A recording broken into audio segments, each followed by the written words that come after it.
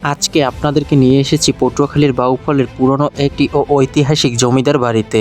বাউফল উপজেলার ধুলিয়া ইউনিয়নের শিকদার বাজারে এই বাড়িটির অবস্থিত। এই বাড়িটি একসময় ধনাঢ্য শিকদার পরিবারের আবাসস্থল ছিল। এখানের প্রতিটা ইটের গাঁথুনি জরাজীর্ণ দেওয়াল ইতিহাসের সাক্ষী হয়ে দাঁড়িয়ে আছে, আর ইতিহাসের কথা যেন আমাদেরকে মনে করিয়ে দেয়। স্থানীয়দের মতে এই বাড়িটি ছিল তখনকার সময়ের প্রভাবশালী শিকদার পরিবারের বসত বাড়ি। এই পরিবারটা স্থানীয় রাজনীতিতেও গুরুত্বপূর্ণ ভূমিকা রেখেছিল। এই বাড়ির উত্তরাধিকারীরা পরপর 3 বারের চেয়ারম্যান ছিল ও 3 বার ইউনিয়ন পরিষদের দায়িত্ব পালন করেছিল, যাদের মধ্যে ধুলিয়া ইউনিয়নের চেয়ারম্যান আবুল কাশেম শিকদার এবং কেশবপুরা ইউনিয়নের চেয়ারম্যান আব্দুল রাজ্জাক শিকদার। কালের বিবর্তনে হারিয়ে যেতে বসেছে এই পুরানো ও ঐতিহাসিক বাড়িটি। ভিডিওটি ভালো লাগলে লাইক, কমেন্ট, শেয়ার করে এবং পেজটিকে ফলো করে পাশে থাকবেন। আমাদের যাত্রাপথে এবং ঐতিহাসিক ভিডিও দেখতে আমাদের সাথেই থাকুন।